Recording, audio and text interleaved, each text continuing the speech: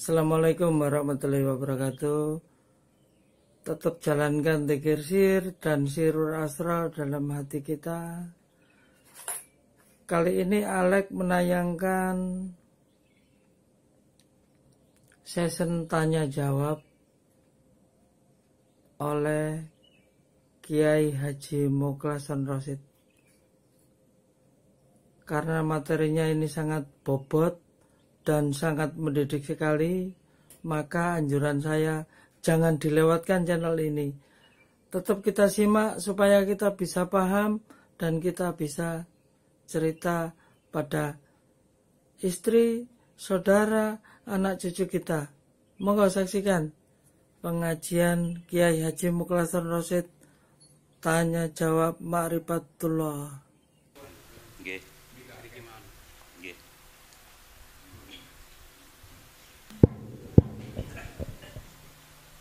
Bismillahirrahmanirrahim. Bukan cekap pun.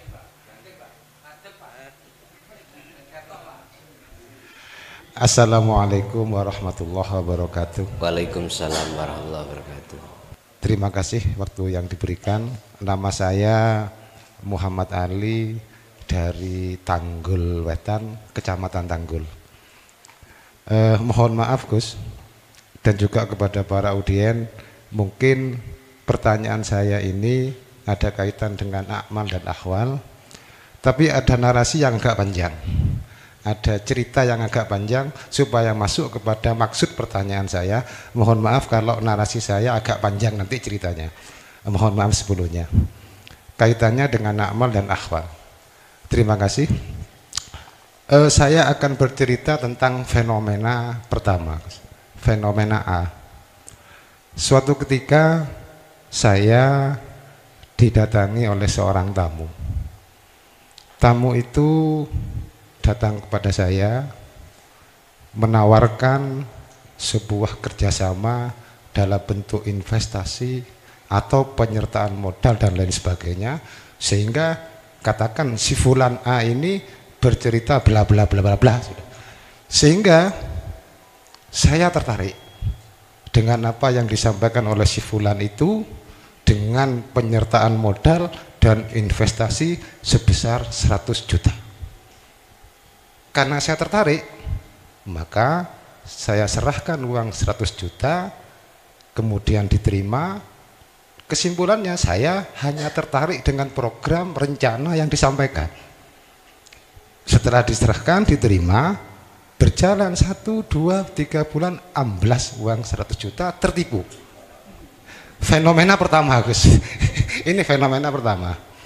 Kemudian dilanjutkan pada fenomena kedua. Fenomena kedua juga sama, datang katakanlah si fulan B. Si fulan B ini datang menemui saya, sama fenomena kayak pertama. Dia cerita bla bla bla bla bla. Tapi berdasarkan pengalaman yang terjadi pada fenomena pertama, dan saya melihat makhluk, saya tolak. Dengan tegas saya tolak, saya tidak mau, dan saya sudah berpengalaman di situ, takut ditipu. Dengan keputusan itu, akhirnya uang 100 juta selamat. Fenomena kedua, Gus. Kemudian fenomena ketiga, datanglah si fulan C. Bla bla bla bla bla, sama investasi dengan modal 100 juta. Akan tetapi sebelum saya memutuskan seperti fenomena pertama dan fenomena kedua, saya merenung, saya diam. Tetapi di dalam hati ini menggelora, lillahi mulkus samawati wal ardi, dalam hati, walillahi masyriq wal maghrib. Dalam hati bergelora subhanalladzi asra bi abdihi. Dalam hati juga bergelora qul huwallahu ahad. Dalam hati bergelora la ilaha illallah. Dalam hati juga bergelora dzatullah, sifatullah, asmaullah, af'alullah. Sehingga saya diam untuk mengambil langkah, mengambil keputusan. Akan tetapi dalam hati menggelora bahwa yang memperjalankan si fulan C, af'alullah, bahkan subjeknya, isim fa'ilnya atau pelakunya hidup itu sendiri, maka saya buang akal saya, maka saya serahkan uang 100 juta gegara saya melihat af'al Allah. Berjalan 1-2 bulan amblas. Ini yang terjadi. Pertanyaannya Gus, sekarang pertanyaannya, pada fenomena yang kedua, gegara saya melihat makhluk, uang 100 juta selamat. Apakah menurut ilmu tauhid, apakah ini salah?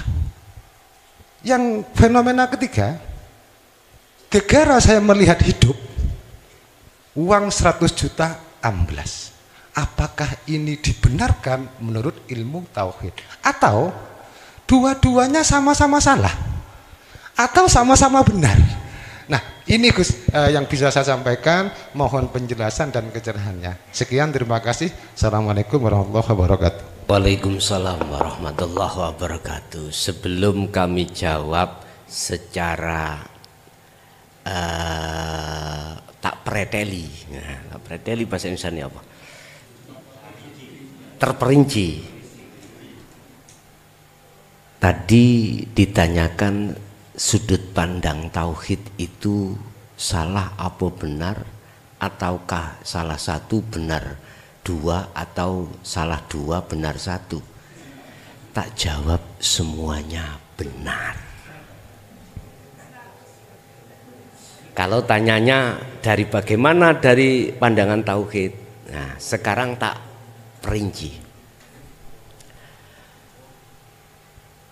Fenomena yang pertama secara akal, jenengan kan dibujui, ditipu, jenengan rugi 100 juta amblas. Tapi banyak manusia yang tidak paham bahwasanya Allah menyelamatkan kita dari hubudun. Ini pretelannya. Pretelannya apa? Perinciannya gitu. Dasarnya apa? Saya buka nanggone Quran surat apa? Golekno dhewe. Ini. Wa zuyyina linnasi hubbus syahwah. Pertama minan nisa wal banin wal qanatiril muqantarah. Itu masuk qanatiril muqantarah.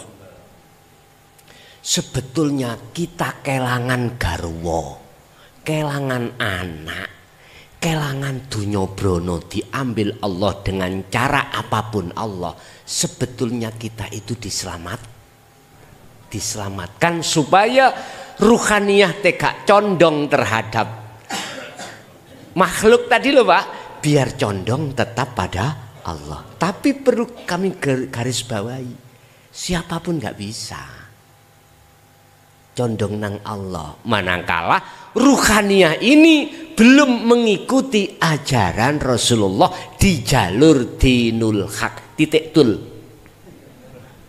Wis. Jangankan kita, Nabi Yunus nyun sewu nggih, sik ngrundel dengan adanya umat nggak mau menerima ajaran beliau. Padahal ajaran beliau itu sama dengan ajaran Rasulullah. Wad'u ila rabbik, mengajak hambanya itu, umatnya untuk kembali kepada Allah, untuk tidak menyembah berhala.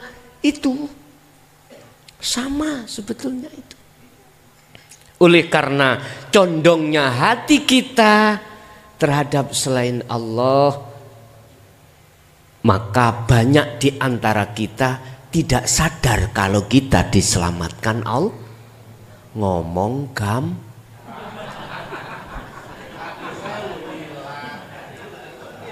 loh, saya nggak ngentahi loh, nggak ngentahi.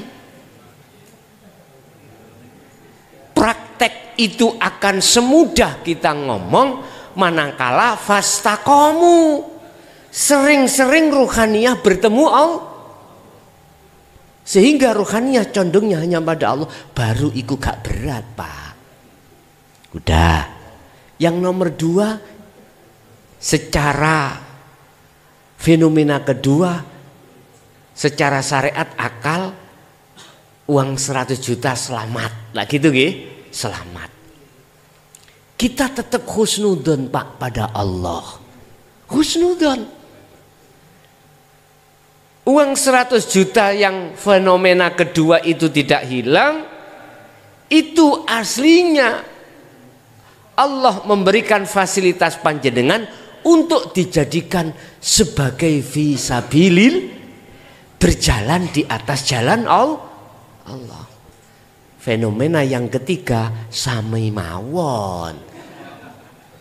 Aku yakin fenomena yang ketiga jenengan tidak berat dibanding dengan fenomena yang pertama. Jadi semua apa yang dijalankan Allah dari fenomena pertama dan kedua yang secara akal syariat itu enggak sama, menurut Allah itu benar. Paham nggih?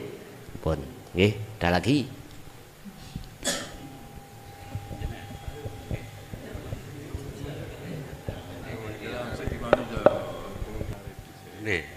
Nggih, niku matur sembah nuwun nggih. Untuk penanya pertama nggih. Sebentar Pak nggih. Untuk berikutnya ini Bapak yang depan dulu ini. Nggih, sumangga. Assalamualaikum warahmatullahi wabarakatuh. Alhamdulillah matur nuwun atas wekdalipun ingkang kula tangletaken langsung kemawon keranten menika sampun istiqomah bertempat dateng ngriki. Niki kula kepingin setiap pertemuan wonten materine Yai. Sehingga materi sakniki napa ingkang dipun bahas terus mboten dur tasasul kaya pengin pun diterangaken sakniki terangaken malih. Dadi nek enten ngoten mangke namai enten materine kirang paham ditangletaken. Dadi enten cara wong sekolah nanti enten tingkatane malih tingkatane benjing napa sakniki napa ki nek teng griya kesane disinaoni. Mekaten niki dereng pertanyaan. Nomor kalihipun lho niku namung njaluk niku nawon. Nah nyuwun njaluk niku nggih menawi enten materi didum ngeten sani dipun tanyaaken sehingga mangke benjing malih beda malih ingkang dipun ngoten niku kersadep paham. Dadi benjing kelumpukan. Oh ya iki sing cedhik mboten lali. Bape kula gampang lalian. Nggih, ingkang pertanyaan kula perbedaanipun antaripun sirul asrar kalih wukuf qalbi kaliyan zikrus khafi. Makaten assalamualaikum warahmatullahi wabarakatuh. Waalaikumsalam warahmatullahi wabarakatuh. Berarti besok itu materi ini saya share lewat status, ngoten nggih. Jadi sebelum kami biasanya saya status itu sebelum acara cara pagi sudah saya status kalau nanti saya ngaji di sini dengan materi bla bla bla. Ngoten nih maksudnya. Nggih. Siap matur suwun masukannya. Untuk pertanyaan kedua terkait sirul asrar, apakah ada persamaan dengan wukuf qalbi atau zikir napa? Zikir khafi, zikir siri, ngeten. Mengke jenengan raosake piyambak. Zikir siri yang muncul dari la ilaha illa huwa yang sudah kita terima di dalam thariqah manapun, nggih. Ada yang mengatakan zikir khafi ya, ada mengatakan zikir ismudzat, wis macam-macam. Kalau itu ranahnya khafi atau siri atau ismudzat itu masih menyebut, maka beda Pak. Khafi niku kan lembut to ya, siri ya lembut, ismudzat mohon maaf Ada yang mengatakan ismu dzat, namanya zat. Sehingga kita diajarkan oleh mursyid kita, dzikir ismu dzat atau dzikir siri itu dalam hati terus disuruh untuk lewat napas ngucap Allah. Allah. Aku tanya, masih nyebut mboten? Nyebut. Nek pancen masih nyebut, maka beda dengan sirul asror yang muncul dari la ilaha illa anta, karena sudah di depan. Anta kan di depan, dekat, katakan dekat. Tapi dekatnya Allah itu masih berjarak dengan kita, masih berjarak. Anta dengan huwa jelas beda, ya. Anta dengan huwa beda. Huwa katakan dia itu berarti tidak di lokasi kita. Secara lugot loh ini ke? Secara lugot. Kalau anta kita bicara pada siapapun, anta kamu berarti di dekat sudah. Cuman masih dekatnya ada jarak. Ada jarak. Lah, letak bedanya apa? Antara sir dengan sirul asror. Kalau khafi itu tadi aku tanya, masihkah di situ menyebut nama? Kalau masih, maka beda dengan sirul asror. Sirul asror niku mboten menyebut sudah. Diam. Mboten menyebut nama Allah atau hu atau yang lainnya ndak. Lah, ketika diamnya dia itu masuk di dalam niki hikam wonten tentang masalah basiroh. Pertama adalah su'aul basiroh. Bukan disebut su'aul basiroh, enggak. Fungsinya apa su'aul basiroh? Diammu tadi harus muncul iman. Bahasa Jawa rasa Pak ya. Rasa. Niki sampean gugah. Cara wong soboh durung tangi pecutono. Gugahan. Makanya di dalam diri manusia ada sifat basaria dan basiroh. Sifat basiroh itu gugahan. Pecutono. Di situ ada dua, lawama dengan mutmainnah. Biar bangun, artinya iman jenengan rasa iki lho cek praktek madhep nang Allah. Gambarannya gimana Pak? Gini. Hati kita sadar ngimani yen sak temene bahwasanya yang melakukan, yang mengeluarkan napas keluar itu adalah hidup yang tidak bisa kau sebut itu. Hati ada iman hanya Allah, umpama di bahasa syariat ya, yang memasukkan dan mengeluarkan, maka itu Anda tetanda ada di pos pertama di dzikir sirul asror. Ini enggak hanya di dalam diri kita, Pak.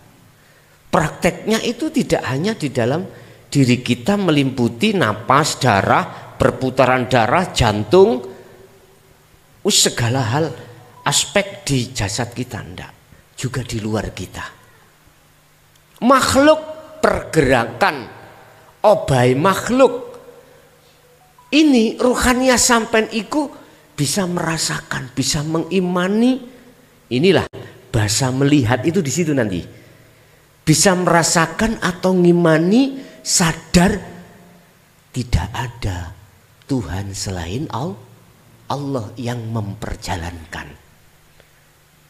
Kan masih ada dua tuh Pak. Ada yang dijalankan, ada yang memperjalankan. Inilah maksudnya Rasulullah tentang ihsan. Islam, iman, ihsan. Bagaimana jawab beliau tentang ihsan ketika ditanya oleh malaikat Jibril? Islam, iman, ihsan. Iman sing bener itu namanya ihsan.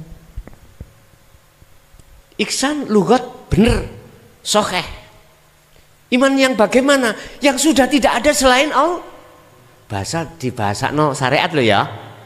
Tidak ada selain yukui yang sebagai isim fa'il. Dirinya mana? Makhluk. Lepas wis gak ada. Anta budallaha ka'annaka taro. Ketika kau menyembah suluk, sholat dan lain sebagainya, seakan-akan kau bisa melihat, bahasa seakan-akan itu terjemahnya Pak, ruhaniyah sampai iki imannya sudah benar, merasakan, meyakini bahwasanya tidak ada yang berperan kecuali hanyalah Allah itu.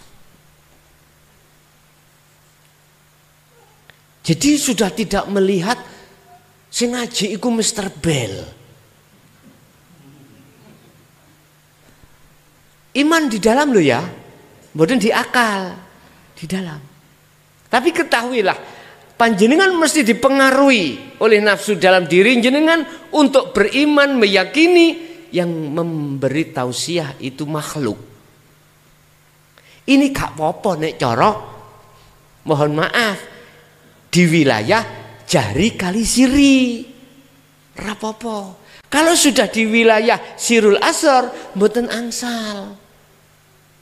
Tapi bukan langsung nek ditakoni kanca sapa sing ngaji Allah, ojo ngono.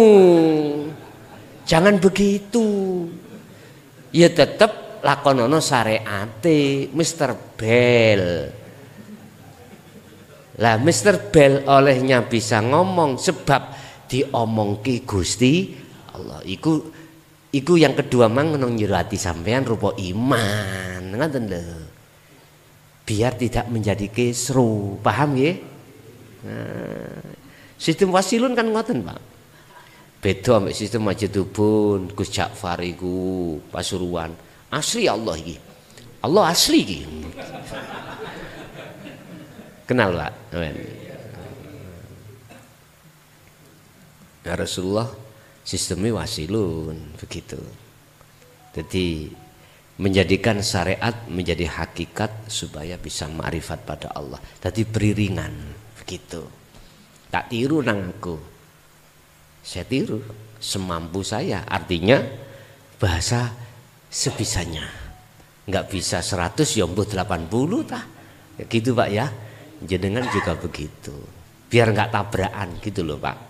Biar enggak tabrakan. Hablum minallah, hablum minannas ya ya, hablum minannas ya dijaga lebih-lebih di situ. Yes. Kalau dzikir khafi iku ada respon maksudnya ke rasa atau iman pada Allah, hanya Allah, maka boleh dikatakan khafi itu sirul. Tinggal pertanyaannya kita waktu menjalankan dzikir sir atau khafi itu sudah di situ belum? Itu pertanyaan. Mohon maaf Pak, kalau bertorikoh mulai tahun 76. Kalau ibtidak kelas 4. Abah itu sudah nyetrop saya itu sudah di dzikir sir di situ Pak dulu itu. Tapi yo gak didunung nang ngene. Tahun semono Pak mboten wantun Pak. Tidak berani itu. Nggih. Tidak berani. Wis. Jadi iki cerita pengalaman saya nggih. Nek pengalaman jenengan mungkin khafi bisa dikatakan sirul asrar saya enggak tahu. Selama saya itu belum masuk ke wilayah sirul asrar. Padahal mohon maaf, sampak notok mukasyafa itu Pak, semua makhluk batu yang namanya tembok, namanya apapun itu berzikir. Saya dulu sudah wis kayak gendeng loh Pak ya. Ini seperti itu. Jadi kuping kula niki krungu kaya meja ngene iki wis dawikir kabeh, grepeken kabeh wis. Rambut-rambut melok zikir. Karena keistiqomahan di situ. Mungkin sampean tahu sejarah amen takok tiang gelonggongan. Mesti bel tahu gendengan. Bilang, "Oh iya ning kene muda barang." Maksudnya tidur, Pak. Tidur gitu loh. Nah, jadi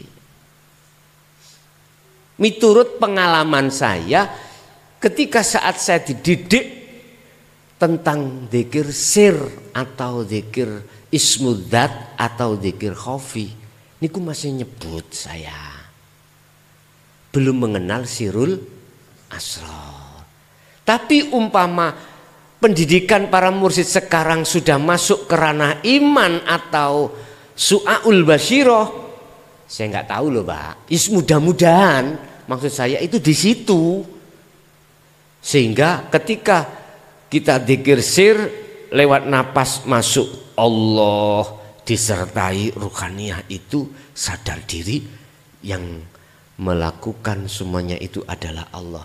Ini kan berarti sudah melakukan dzikir nafi isbat. Kalau memang seperti itu betul Pak. Itulah sirul asrar. Dibuka nanggone Al-Qur'anul Qadim niku ngene iki, secara lugat rada bingung kula. Al-Qur'anul Qadim iku su'arul basirah. Tapi tak buka ninggone Al-Hikam su'aul basirah. Biar aku nggak bingung, wong kadar lafat ae kok. Wis padha ae, sing penting substansinya. Endingnya itu. Ternyata endingnya adalah nafi isbat. Kalau memang khafi itu nafi isbat Pak, nggih leres sirul asrar. Mungkin kalau sudah ainul basyirah sudah wusul, disitulah Allah meletakkan titel hakul basyirah. Apa? Hak, wis bener imanmu iku, wis bener, wis bener.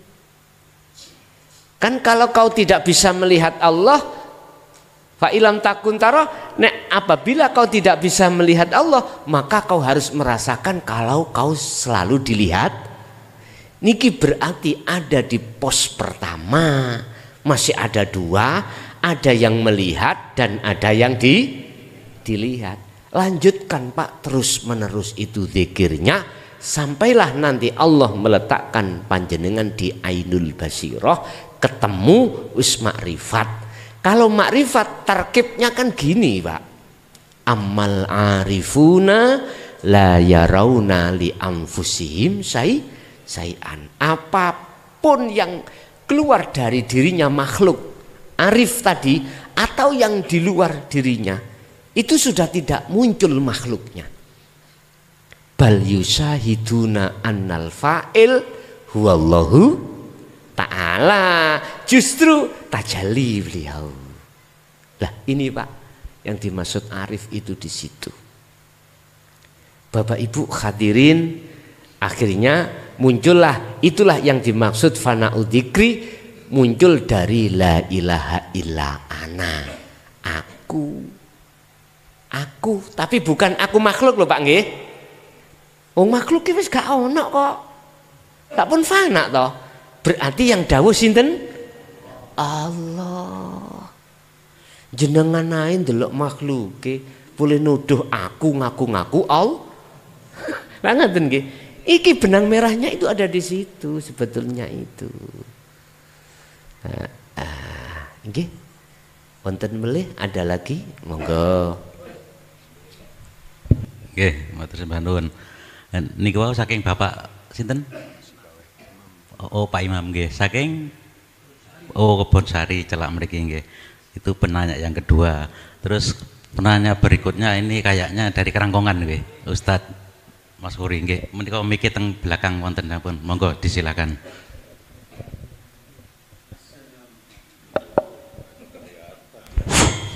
Assalamualaikum warahmatullahi wabarakatuh. Waalaikumsalam warahmatullahi wabarakatuh. Yang kami hormati Syaikhunal Kiram Kiai Haji Muhlason Rosid min Baladil Mojokerto, dan juga kawan-kawan saya selainnya dari Umbul Sari dan Tembok. Yang kami singkapi adalah takwa, di mana takwa di situ adalah untuk mencapai kemuttaqin. Takwa di situ ada ilmu, ada amal, ada istiqomah. Rasulullah SAW mengatakan ana madinatul ilmi wa ali babuha. Dan yang amal, al ilmu bila amalin kasyajaratin bila syamratin. Menginjak yang ketiga yaitu istiqomah. Di dalam keterangan awwali wajibin insanin ma'rifatin ilahi bil istiqomah. Dan selanjutnya saya menyingkapi adalah zahid dan rogib. Karena manusia ini tidak terlepas dari godaan. Barang siapa yang mau diangkat derajatnya, baik menjadi zahid, itu tidak terlepas dari godaan dari Allah Subhanahu wa taala.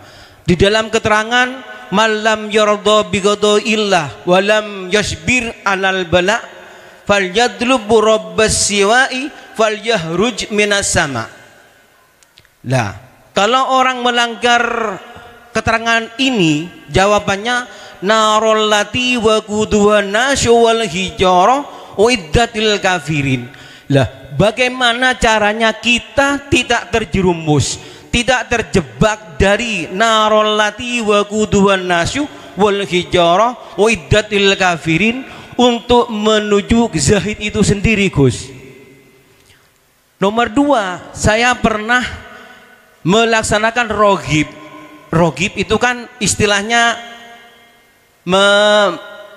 menghayal atau meminta hal-hal yang selain Allah.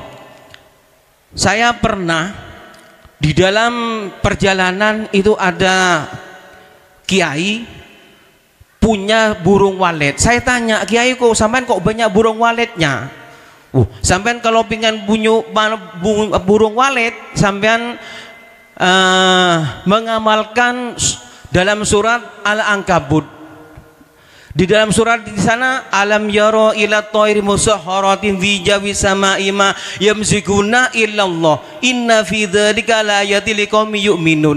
Di situ dapat 3 hari sudah ada yang namanya burung walet, itu sudah ada 2. Setelah itu 4 hari ada orang besar hitam, tapi saya sudah kuat. Setelah itu saya disambar bedek. Dalam perasaan saya itu terlempar. Kalau begini tidak usah amal-amalan yang penting. Tapi waktu itu saya belum ngaji torekoh, Gus. Masih banyak melaksanakan amal-amal. Kalau di dalam keterangan in kuntum tuhibbunallah fattabi'uni yuhibbukumullah wa yaghfir lakum dzunubakum wallahu ghafurur rahim. Itu kalau diamalkan, kalau orang kiai banyak santrinya, Gus. Maaf, tolong pertanyaan langsung. Iya, Pak. Iya. Lah, pertanyaannya langsung. Iya, langsung ini. Bagaimana caranya untuk menyikapi biar kita itu tidak terjebak oleh hal-hal yang kemudaratan untuk ke zahid itu sendiri, Gus. Terima kasih. Wassalamualaikum warahmatullahi wabarakatuh. Waalaikumsalam warahmatullahi wabarakatuh. Setiap diri manusia mulai Nabiullah Adam, mbah buyut kita, sampai terhadap sampai kapanpun, itu mengalami sejarah 2 atau sejarah 3. Sejarah pertama, saged kula bosok Pak nggih.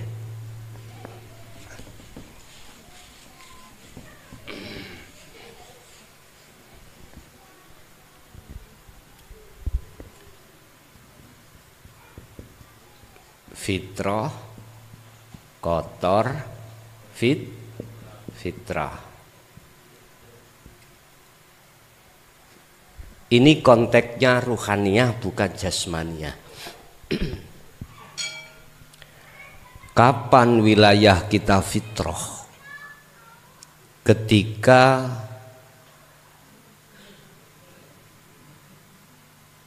ruhaniyah ini setelah mengangkat janji pada Allah terkait alastu birabbikum qalu bala syahidna, sampai akil balik.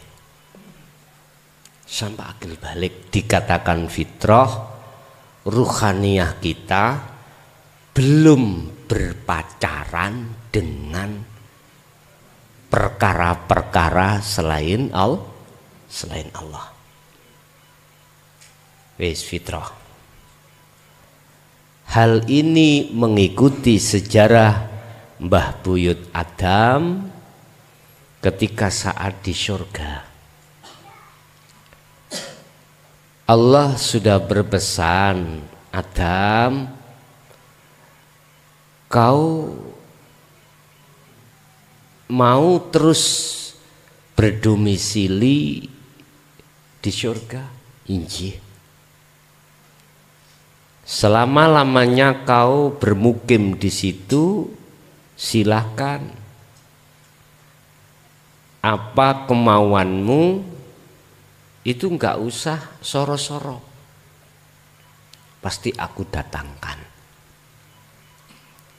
Tapi satu hal, wala taqraba hadhis sajarah. Intine kau jangan mendekat bahkan makan buah huldi. Perjanjian sudah diikat, kita sudah diikat. Tidak akan syuhud kecuali hanya pada Allah. Oke. Tetapi mengapa beliau di situ terjerumuskan oleh setan? Setan itu minta izin pada Allah untuk menjerumuskan Adam dan anak putu Adam. Ya, hal itu tertuang di dalam surat Al-Hijr ayat 39 sampai 40. Semuanya tergelincir, Pak. Semuanya tergelincir. Illa kecuali hambamu ya Allah, innahumul mukhlasin. Tapi bukan perkarane al-mukhlasin itu awalnya tidak terjerumus. Disebut al-mukhlasin setelah pengalaman kita terjerumus. Cuman saja berapa tahun di antara kita tidak sama.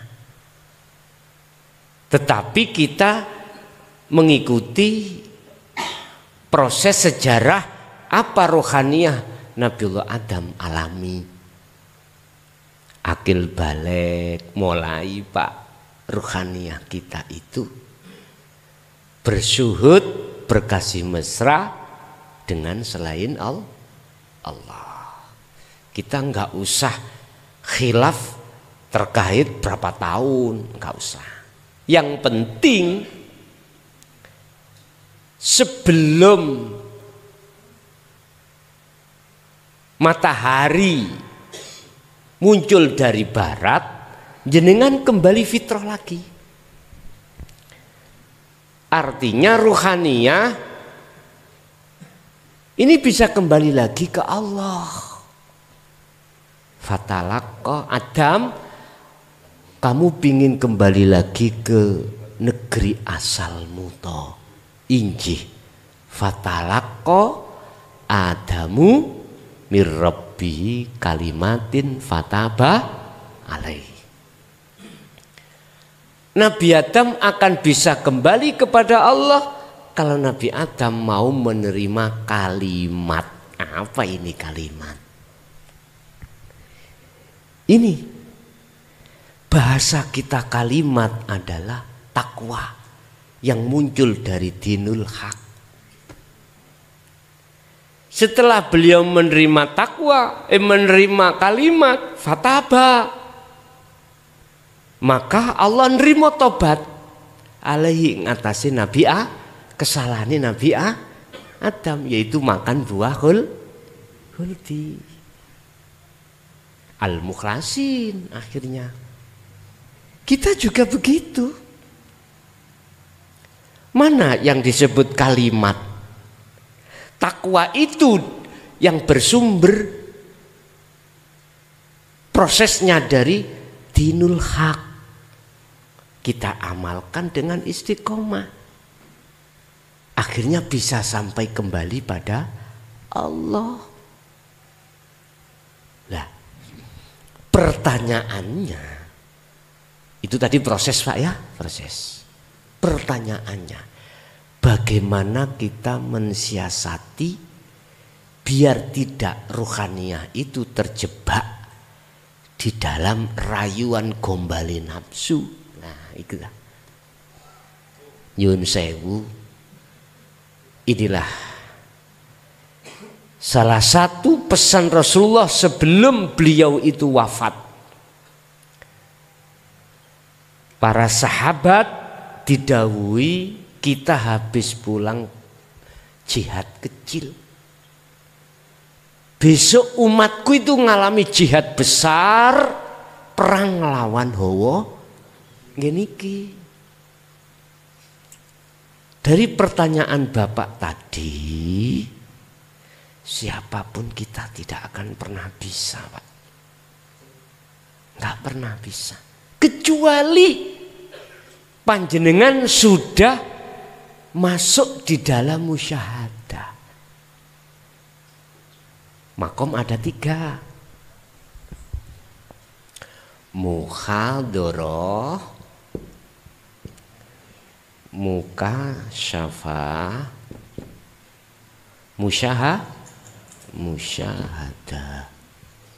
Oke, iki lo zona aman.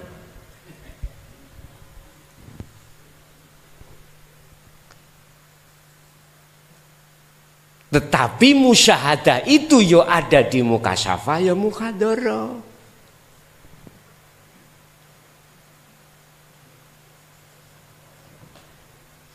Sebelum kita belum dimasukkan Allah di musyahadah, mboten saged, Pak. Tidak ada yang bisa menolong terhadap siapapun kecuali Allah. Artinya selain Allah tidak bisa memberikan manfaat atau mudor, termasuk nafsu tadi. Satu sisi memang kalau kita lihat nafsu bisa mendatangkan mudor. Satu sisi loh. Kalau kita melihat satu sisi. Lah, satu sisi kita melihat tidak bisa. Nafsu iku mudorot nekakno, manakala tidak diizini Allah.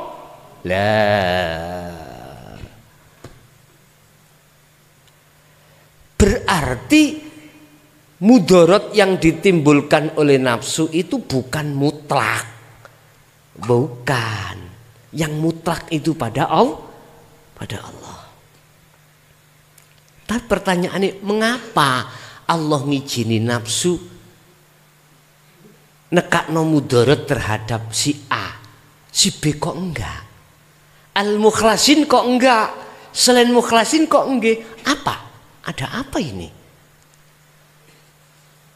Ilmu bisa kita pecahkan, Pak. Ilmu bisa kita pecahkan. Apa sebab? Maksudnya apa?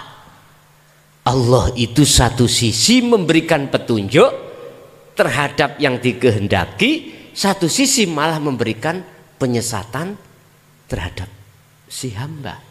Bila mana Allah menyesatkan satu hamba, maka tidak akan ada pernah yang bisa menolong. Dan apabila Allah memberikan petunjuk terhadap satu hamba, maka tidak ada satupun yang bisa menyesatkan si A tadi. Wis aji-ajine mung situk tawakal. Kita akan bisa tawakal manakala sudah didasari ikhlas dan ridho. Bagaimana ikhlas? Nanti kita bahas di dalam hikam tentang ikhlas itu bagaimana. Al-a'malu suwarun qaimatun wa arwahuha wujudu siri ikhlas fiha. Nanti bisa kita bahas tentang ikhlas sejatine iku ya apa. Berarti pun dijeblosno sakniki nggih kanggo sesuk. Berarti bape ikhlas. Nggih, sampun kejawab pertanyaan sampean tentang ikhlas. Lah, tawakal itu Pak bisa dilakukan dengan benar dan mencapai target manakala sudah masuk di makom musyahadah. Syaratnya bisa masuk ke makom musyahadah, kita harus membawa la ilaha illa anta dan la ilaha illa ana. Pun niku kuncine, sirul asal niku kuncine. Sebab teng mriku wonten lawange Pak, ana gemboke. Nek gak nggawa kuncine ya gak iso mleb, gak bisa masuk. Jadi cara prakteke yo nopo atas pertanyaan tadi. Pun sampean balik di surah Al-Insan 2526. Nek sampean gak mudah kejebak. Kalau sudah di musyahadah loh ya, walaupun fana, kalau belum boten saged, tetap kita itu dalam budaknya hawa nafsu. Kalau sudah di sini zona musyahadah aman. Walaupun di fana itu apa toh Pak? 24 jam makrifat sampai datang Allah, mek sak kedep, klik. Lah niki lho. Sak kedap tok waktu salat Allahu Akbar makrifat bar ngono terus ngelayap. Makanya kalau pengen sholat yang khusyuk itu jangan lepas sirul asr ketika mulai takbir sampai salam. Wis jelas itu. Tapi nggih resikone jenengan lali rakaat. Awalnya ngoten. Tapi nanti kalau sudah terbiasa mboten Pak. Sudah terbiasa, terkontrol sendiri. Awalnya dimasukkan makom khos, memang gitu. Tapi kalau sudah dimasukkan khawasul khawas, mboten mengki. Udahlah sampean praktek dah mengki lah. Nek gak cocok kambe omongan iki sampean tapuk sandal cangkemku.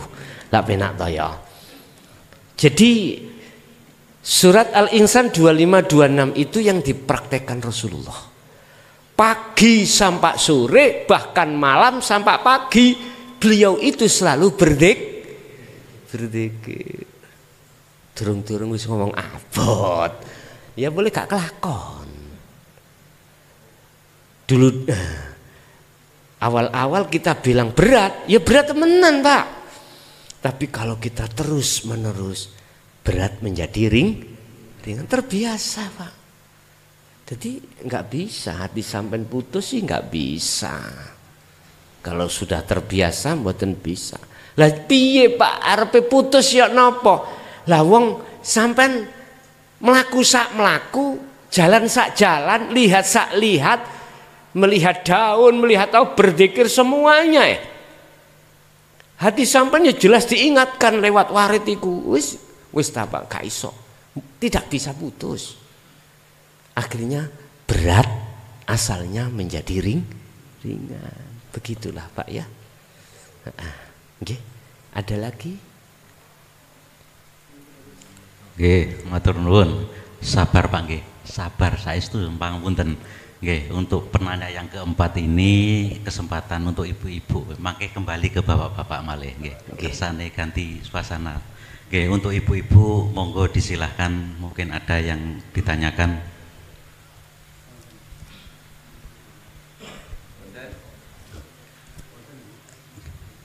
Makrifat kabeh ibu-ibu. alias di luar. Mboten wonten.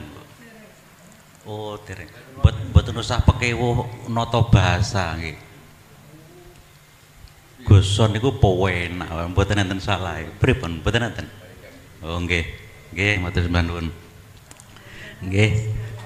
Ibu-ibu mboten wonten penanya, monggo disilakan bapak-bapak, silakan sebut nama dan alamat, monggo silakan.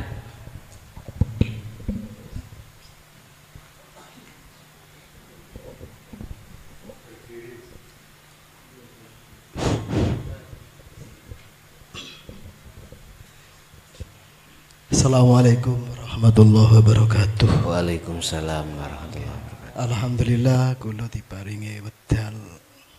Kula saking Kunir Lumajang. Kunir Lumajang.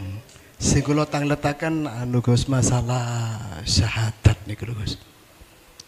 Wonten sing ngomong niku lek syahadate batal niku terus niku salat, zakat, poso, haji niku batal. Lah sing kula tangletaken niku saya syahadat niku sing pundi, batale syahadat niku sing pundi. Oke. Matur nuwun. Assalamualaikum warahmatullahi wabarakatuh. Warahmatullahi wabarakatuh.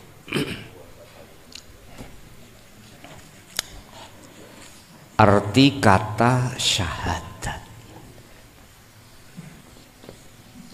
Syahada yusyahidu, bersaksi ya, melihat, boleh. Ada yang memaknai iman, boleh, terserah.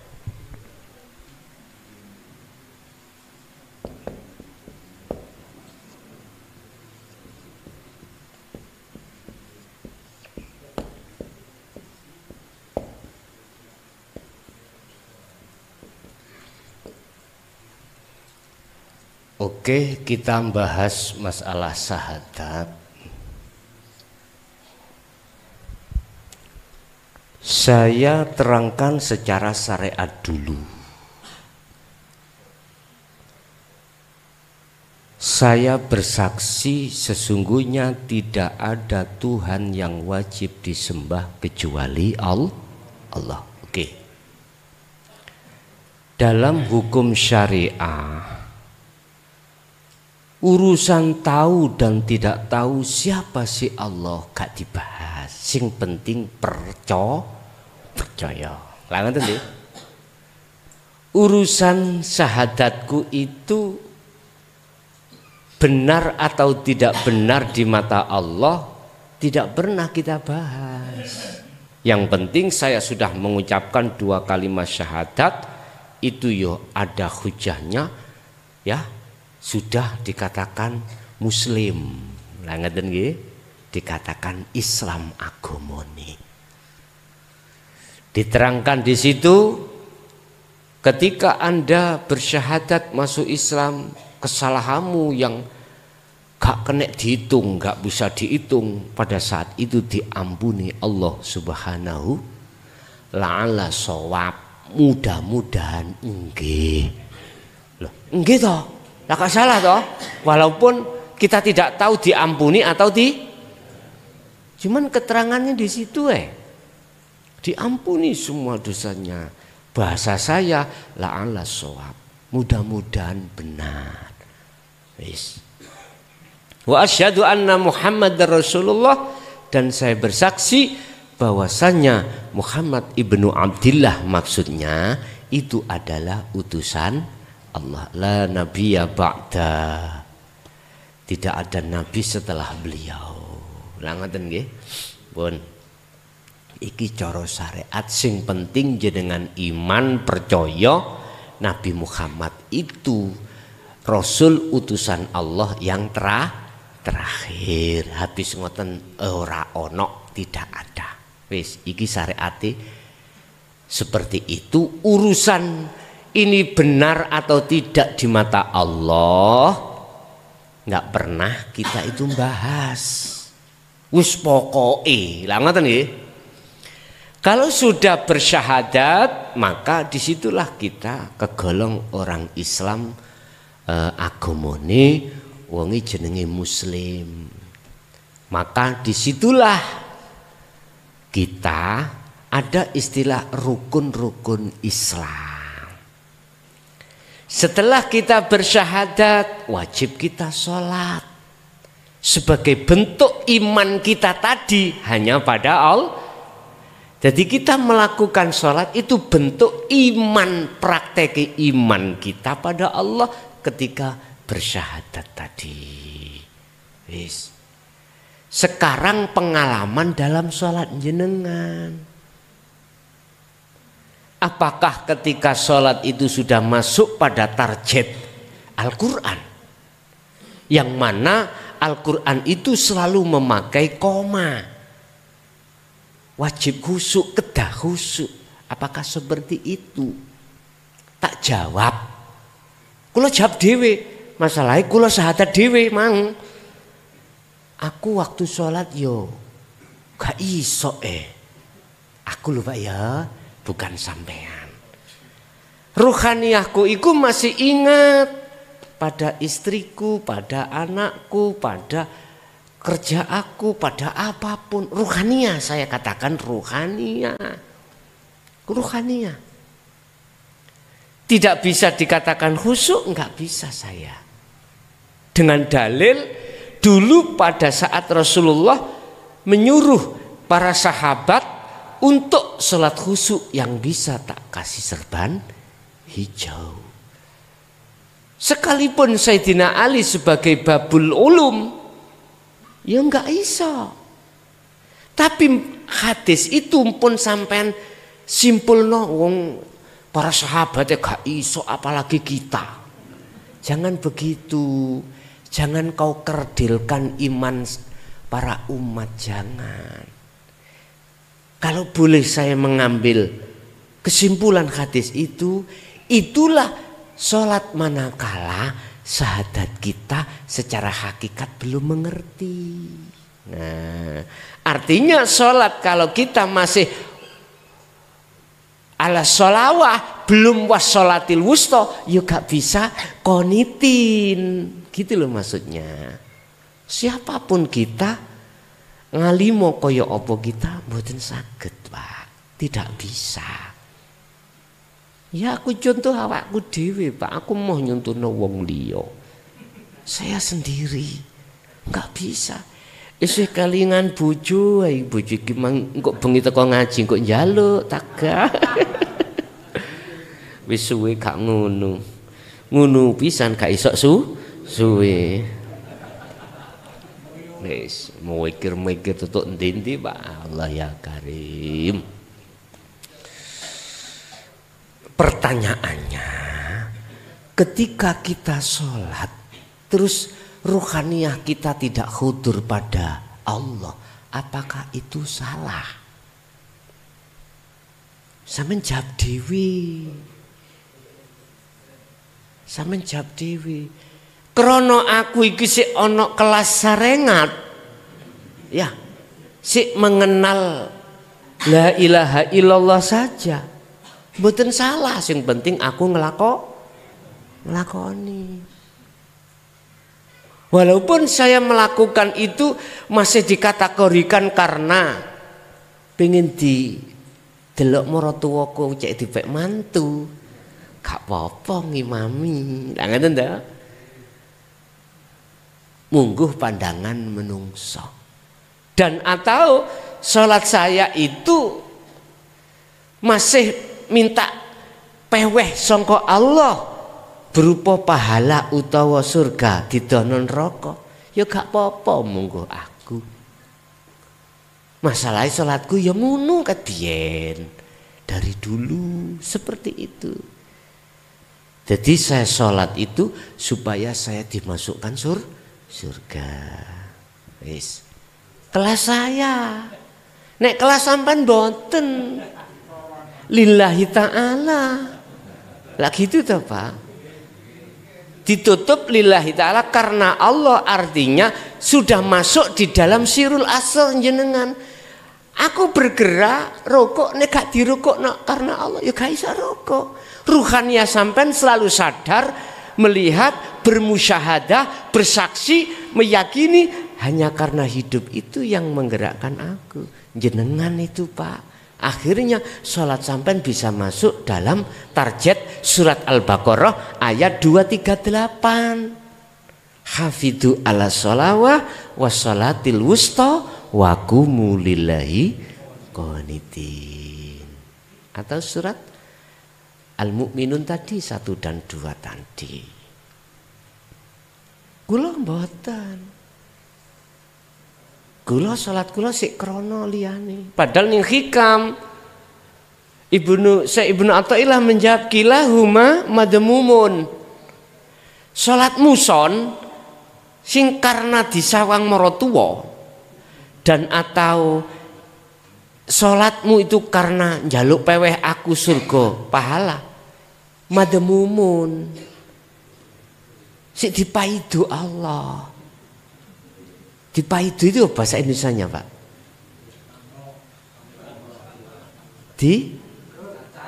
Dicacat. Lah sudah tak genahne lillahi ta'ala. Gak cukup lillahi ta'ala inni wajhatu wajhiya lilladzi. Lah wis panggah ngono ae son. Iki ruhania. Akhirnya kula umpama sadar madosi jenengan Pak, tak ngon mulang kula. Ya napa jenengan salate kok saged teng mriku qanitin, tulung ajarana kula. Kula mesti mencari itu Pak. Kedahe ngoten kula. Baru kelase kula diunggahke nak nggone zikir sirul asrar. Jadi gak salah sholat sing model seperti saya miturut kelas saya tadi Pak. Ngoten lho, paham nggih?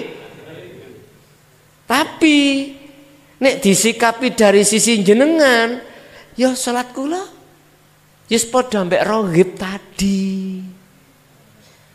Miturut kelas sampean. Gak mungkin jenengan akan nang rohib lagi, gak mungkin jenengan. Iman itu kalau sudah di titik su'aul basyirah mboten saged mudhun. Mboten saged sing ya tambah munggah. Nek mudhun mboten saged. Tambah munggah.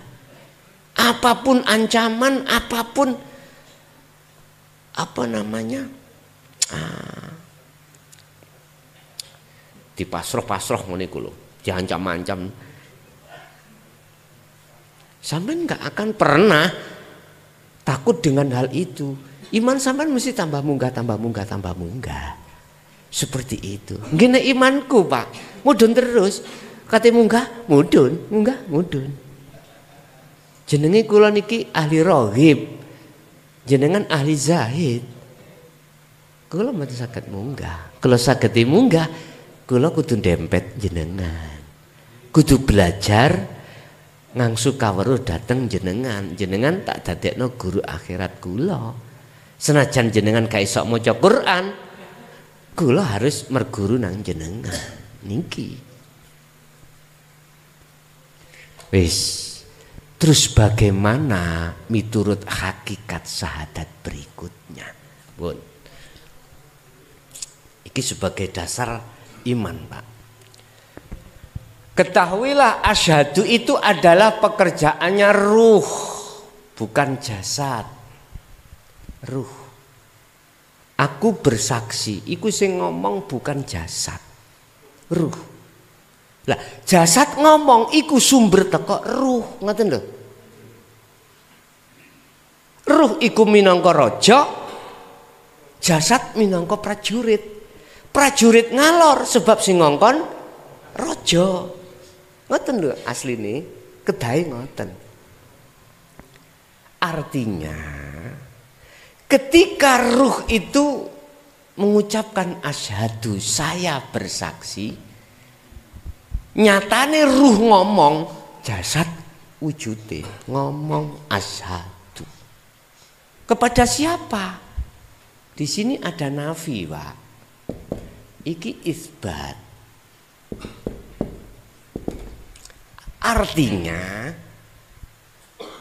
al-aghyar yang sudah masuk di dalam hati sampean, tidak ada Tuhan iki lho. Aslinya kan di dalam jagati ruh ini kan gak ono Tuhan selain Allah. Berhubung sudah masuk di dalam hatiku rupa al-aghyar tadi, ada perintah nafi bersiono. Artinya ruhaniyah iki tidak boleh beriman selain Allah itu ada.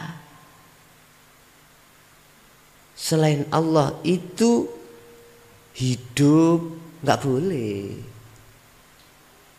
Ayo, sifat wajib Allah wujud, nafsiyah, ma'ani termasuk pitu itu adalah hayat, hidup.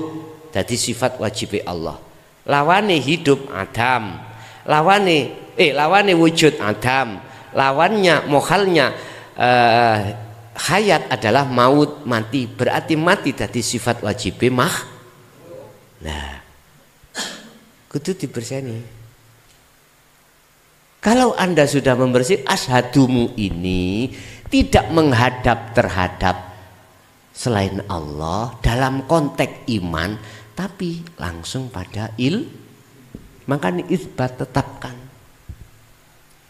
Konteks iman, walaupun secara syariat sing ngaji iku Mr. Bell, ati sampeyan syahadate harus pada hidup. Mr. Bell punya hidup? Sifatnya Mr. Bell iku maut, mati. Prosesi koyoke aku urip sebab diuripi. Lah ngeten nggih.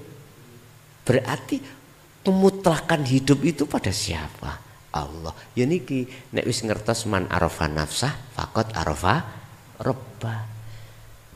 Kalau syahadatmu, imanmu, persaksianmu iku betul-betul nang hidup Allah iki, otomatis akan benar Muhammadnya. Syariat memberikan iman kita Ibnu Abdillah, Pak. Sudah benar. Cuman yang bersaksi dikatakan benar kalau tahu siapa yang disaksikan. Secara syariat konteksnya iman pada Rasulullah Muhammad Ibnu Abdillah. Tapi secara hakikat jenengan harus tahu Muhammad itu siapa. Mohon maaf nggih, nek iki kok sampean anggap kontradiksi yo wis kula nggih mboten nyalahke. Muhammad itu siapa? Secara hakikat bukan syariat. Nek syariat sudah benar sudah. Ibnu Abdillah. Kul innama ana basarum mithlukum. Rasulullah itu diaturi Allah supados dawuh niku wau. Al-Kahfi 110 awal-awal surat. Innama sesungguhnya saya, innama ana iku Rasulullah Pak iku. Diperintah Allah dawuh. Innama ana sak temene aku iki kata Rasulullah iku basyarun manungsa mithlukum kang padha mbek awakmu kabeh umatku. Artine apa iku? Mengandung maksud apa?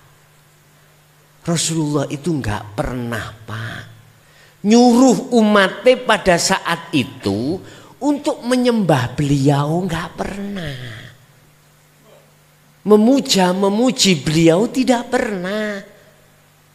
Justru beliau itu mengajak supaya menyembah siapa yang disembah Rasulullah, siapa yang dipuja dan dipuji Rasul. Kan sudah jelas Pak.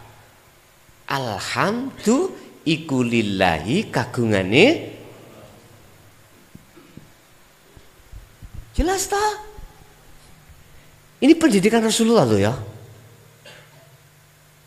Artinya gini Pak, lewat hukum syariat akhlak istimaiyah silakan jenengan iki mujalan muji datang Rasulullah Muhammad Ibnu Abdillah secara fisik syariat. Tapi ruhaniyahmu itu harus terhadap hidup pada beliau. Hidupnya siapa? Lah. Mungkin ada yang bisa jawab di antara jenengan. Rasulullah dulu bersyahadatnya bagaimana? Podo ambek enggak sing kula pahami. Ngoten lho maksud kula. Beliau wa asyhadu anna Muhammadar Rasulullah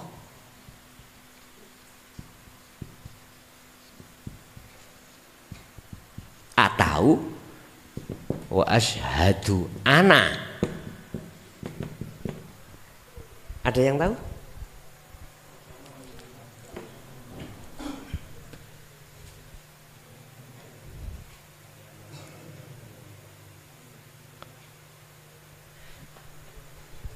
Nyun sewu Pak ya.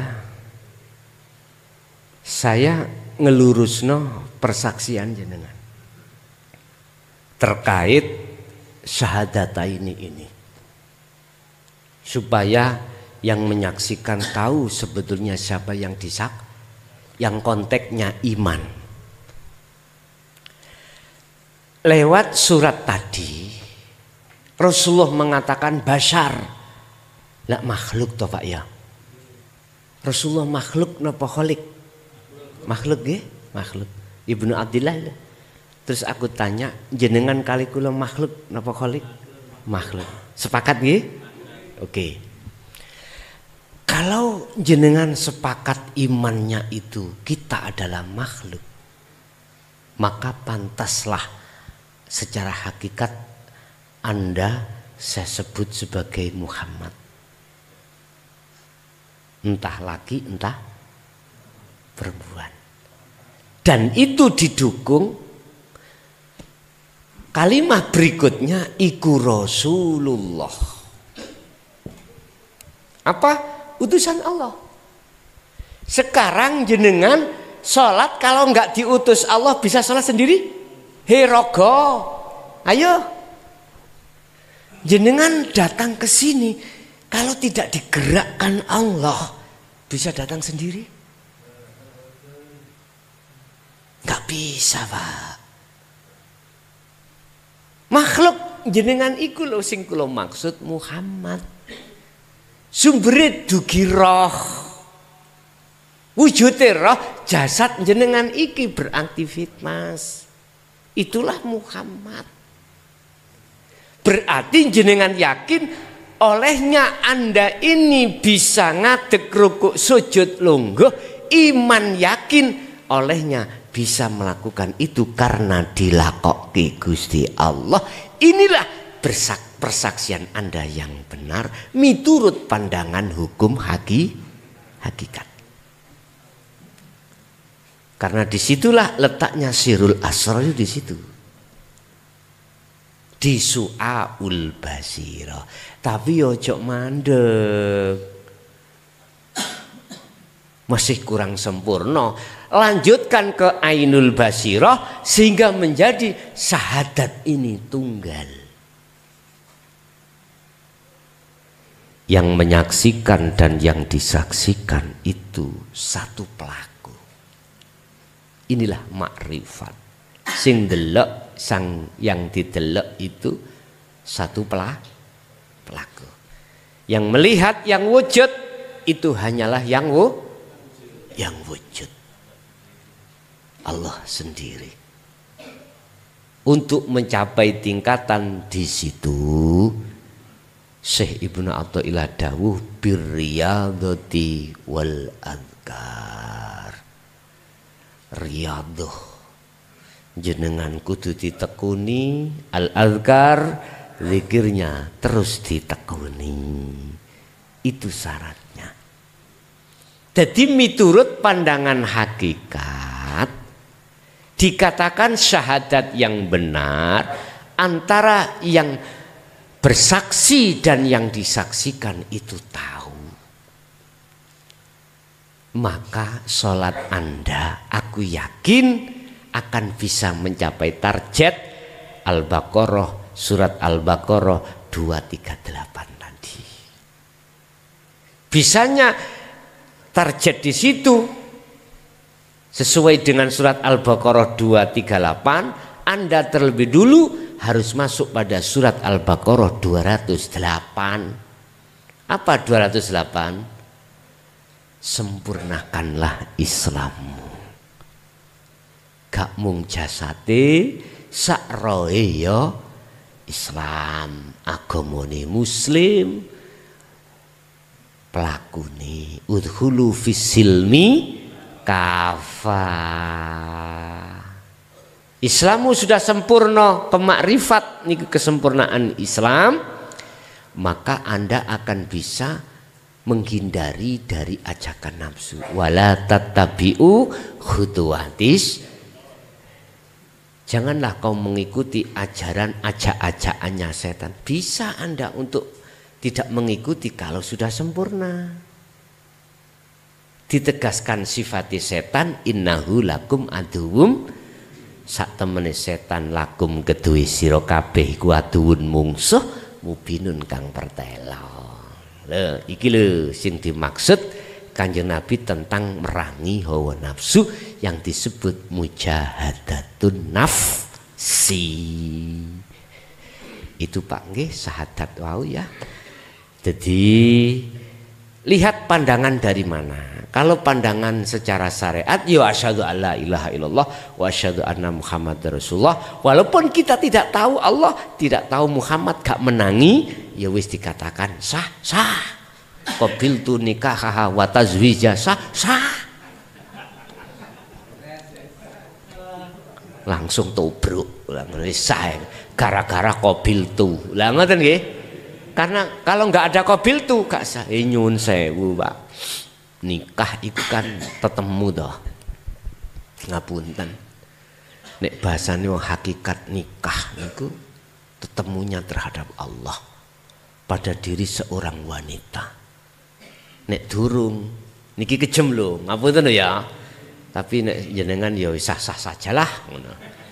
Nek jenengan iki hanya mengatakan qabiltu ruhaniyah sampai tidak makrifat, bahasa hakikat haram tak kumpuli. Nggih, pandangan hakikat bukan pandangan syariat.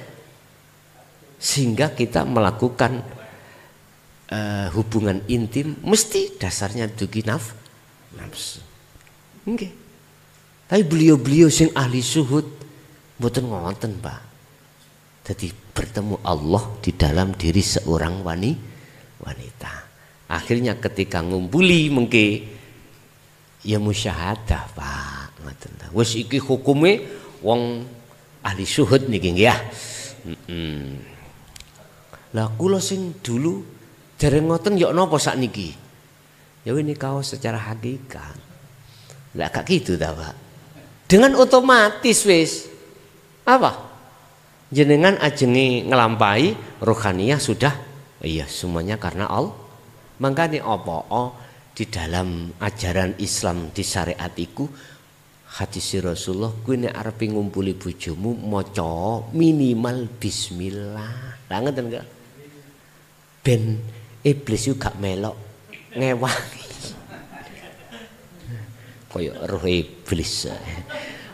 Wong balak-balik kecolong kok. Nggih. Ngoten Pak nggih. Jadi menurut pandangan kacamata syariat dengan hakikat beda Pak ya.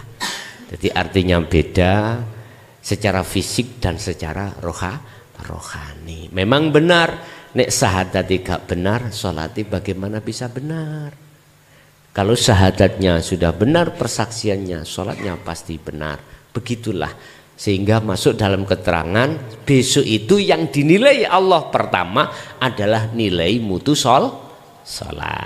Kalau salatnya bagus, lainnya juga iku sampean kudu ngerti. Oh iya, orang yang beramal datangnya mingkol bin zahidin seperti itu.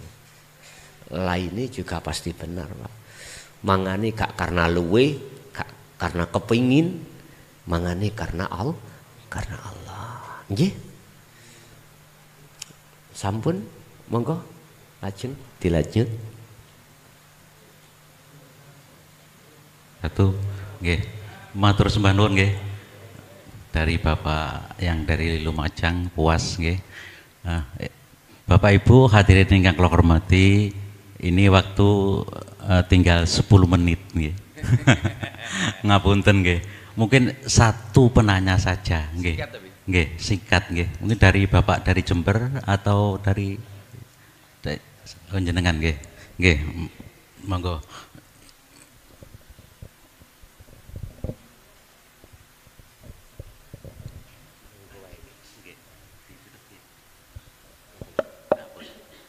Assalamualaikum warahmatullahi wabarakatuh. Nami kula Pak Ngatiran saking Paseban, Kencong Idul, pinggir segara. Enten pertanyaane ngeten. Sampun ngertos ilmune, sampun ngerti. Ning di waktu juhud niku mboten saged nemu suwung.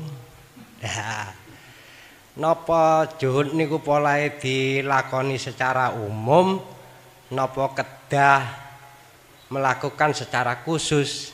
Mboten mawon. Assalamualaikum warahmatullahi wabarakatuh.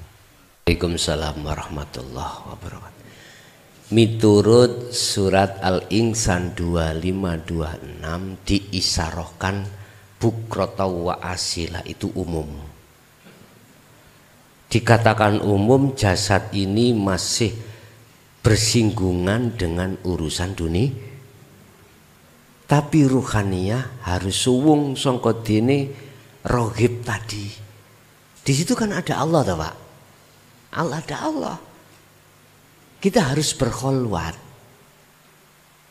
Wis, itu 25. 26 isyarahnya adalah lail, malam. Iku maksudnya jasad ini sudah tidak ada kerepotan campur urusan dunia.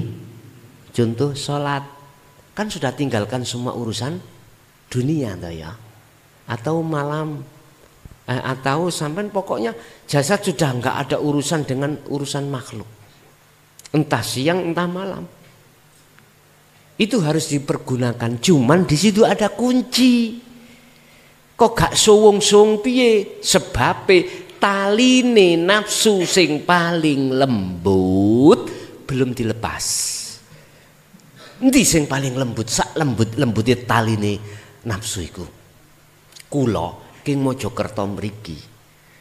Apabila tadi saya diranti ning cagak durung dilepas, saged ndugi mriki? Mboten saged. Mboten saged.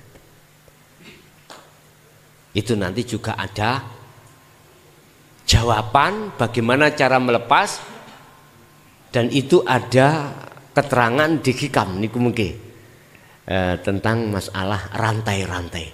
Apa rantai yang paling halus? Diri kita.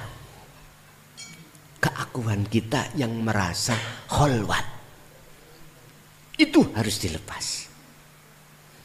Niki sing paling lembut perkara piro-piro lembut. Kalau kita masih merasa keakuan kita yang melakukan, yang merasakan, mengimani atau yang lainnya apapun, sik muncul keakuan hamba. Gini ku orang ndang suwung. Manakala sampai dilebokno satu alam gak ono apa-apa, bukan berarti gak suwung, bukan berarti suwung, tasik wonten kita. Sik muncul rasa kita yang ada di situ, walaupun lainnya sudah tidak ada. Alam malakut, para malaikat enggak ada. Masuk dalam alam cahaya yang gong liwang-liwung, enggak ada siapa-siapa. Cuman dalam diri kita masih muncul akunya hamba yang melihat, berarti ikut duwung, belum suwung. Wes, gambarane suwung ya apa? Jenengan tilem gak mimpi moro-moro tangi subuh. Wonten sing sampeyan nangen-nangen? Gini ku suwung. Sampai sare, sampai tidur tidak bermimpi, otomatis gak ketemu gambaran nopo-nopo. Subuh tangi ditakoki, Umang turungi piye apa? Mboten saged cerita. Masalahnya tidak ada yang dicerita karena nggak menemukan gambar. Gini kusowong. Itu bisa terjadi ketika saat jenengan iki kholwat atau zuhud umum maupun khusus bisa. Cuman kebanyakan itu di khusus. Tapi bukan berarti Allah tidak berkuasa menterjadikan suwung itu di tengah-tengah umum. Biasanya kalau terjadi di tengah umum, mohon maaf, aturan roh jasmani sampai niki morat marit. Lho nggih. Aturan jasmani iki wis gak terkontrol melih. Contoh salat ya. Contoh salat. Jenengan niki kadang-kadang zuhur jadi 20 rakaat. Karena sampean nggak tahu. Terus apa yang terjadi pada fisik? Jenengan niki nggak ngerti. Lah wong turu lho, Pak. Kan diturokno wani. Apakah Allah kuasa menguasai menindakkan sampai seperti itu? Kuasa toh? Kuasa. Sebab innallaha ala kulli syai'in, bisa jadi terjadi, bisa jadi itu terjadi. Tapi bila mana Allah tidak berkehendak, ya enggak terjadi. Sing penting tali sing paling alus iku kudu dilepas, baru Pak mencapai kesuwungan. Suwung iki bahasane kan bahasa Jawa toh Pak. Basa Quran itu jenengan masuk dalam akad. Kahanan itu secara manusiawiyahnya sudah tidak bisa beriman atau tidak bisa nyapa-nyapa karena sudah tidak ada. Cuman secara hukum keimanan syariat, iman sampean inilah iman yang benar. Ya bunayya la tusyrik billahi syai'an. Sudah tidak terjadi penyekutuan terhadap Allah. Makanya ketika suluk harus melakukan pelepasan keakuan diri. Wala yusrik bi ibadati rabbih ahada. Harus lepas diri kita. Terus mungkin dadine yok napa? Wis gak usah diangen-angen. Apa jari wong namanya pasrah kok ya? Udah, apa kata Allah? Lho Gus mungkin gak gendeng. Misalnya ngono ya. Lah nyapa kuwi mikir tuk gunung. Sing penting ojo mati dhisik nek gak wis ketemu Gusti. Wis ngoten mawon. Nggih, matur suwun.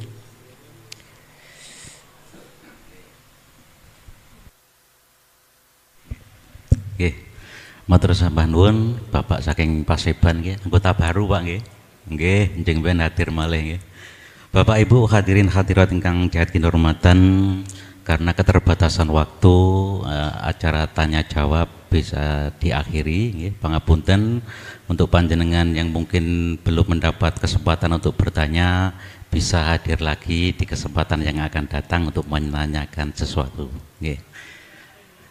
Monggo untuk Guson diakhiri dengan doa, disilahkan.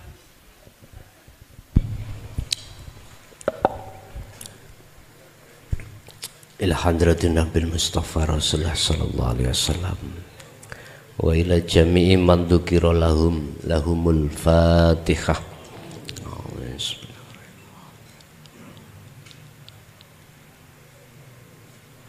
Allahumma shalli wa sallim ala sayyidina Muhammad. Alhamdulillahirabbil alamin.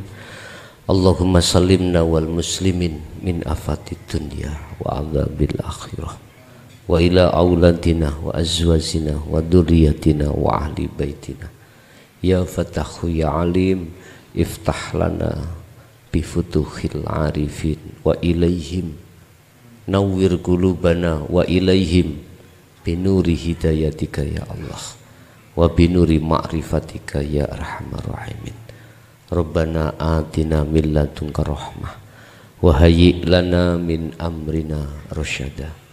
Yassir lana ya Allah fi kulli umuri wa afina fi umuri fid dunya wal akhirah.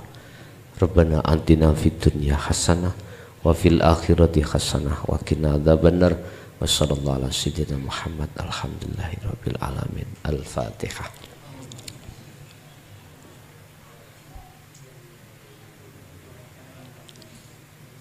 Awal sampai akhir mbok pilih wonten perkataan kurang nyeceki, kula nyuwun agungi pangapunten.